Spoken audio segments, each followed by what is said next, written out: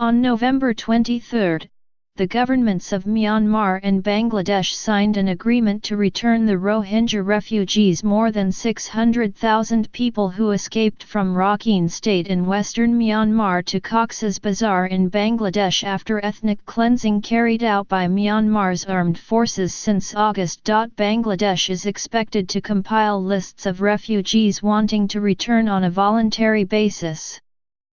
Myanmar intends to verify each application to establish whether a refugee is eligible for repatriation. The returnees must provide copies of identity cards and documents certifying the address of their residence in Myanmar. It might create the illusion of a policy decision by two governments moving toward addressing a shared refugee crisis. But the agreement is a hollow political gesture. One of the first factors to consider is Myanmar's verification process for a refugee to return. Myanmar's military governments have had a consistent policy of either withholding official documentation from the Rohingyas or seizing and destroying the little documentation they had.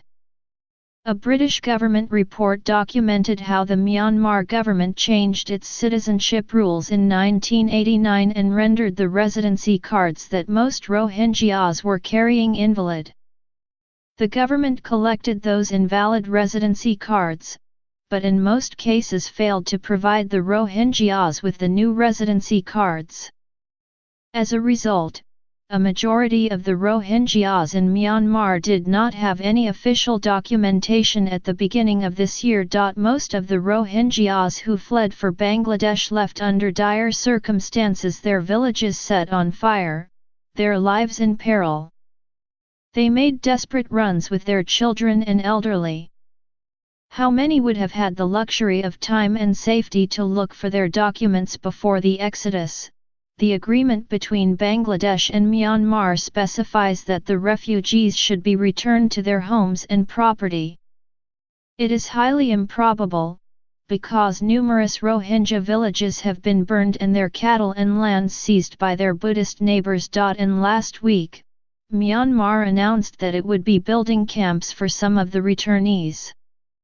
It is unclear whether it is a serious policy proposal or yet another talking point.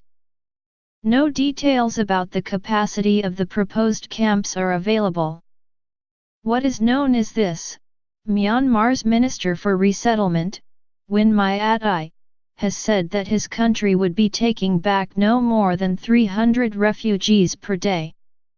At that rate, it would take over 5.5 years for all the 600,000 Rohingyas to be allowed back in. The other issue is that the resettlement has to be voluntary.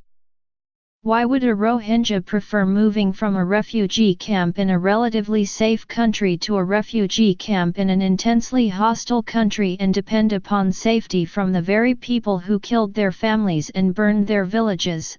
Several Rohingya refugees I met in the camps in Bangladesh did tell me that if they were granted citizenship and equal rights, they would return to Myanmar.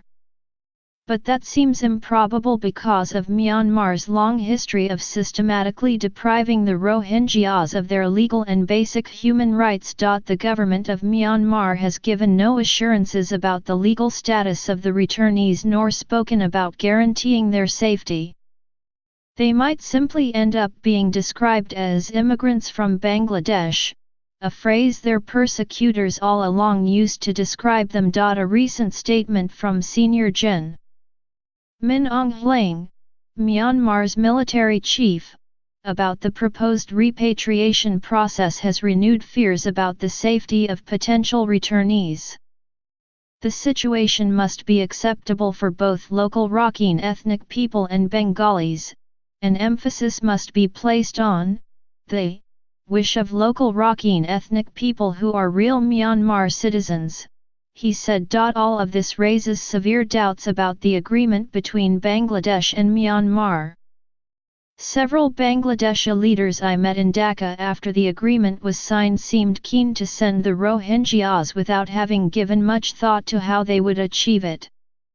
They regard the Rohingyas as a financial burden on their impoverished country and a potential security threat. Bangladesh has tried to keep the Rohingya refugees in camps isolated from the rest of society to signal that they are not meant to live there for good. Bangladeshi politicians signed the agreement because from their point of view, any deal that might move some Rohingyas back across the border is a good deal. For the civilian government of Myanmar and its de facto leader, Daw San Suu, the refugee agreement is a public relations exercise to ward off international condemnation. Sources in Myanmar told me there is no communication between the military and Ms. Aung San Suu's government on the issue.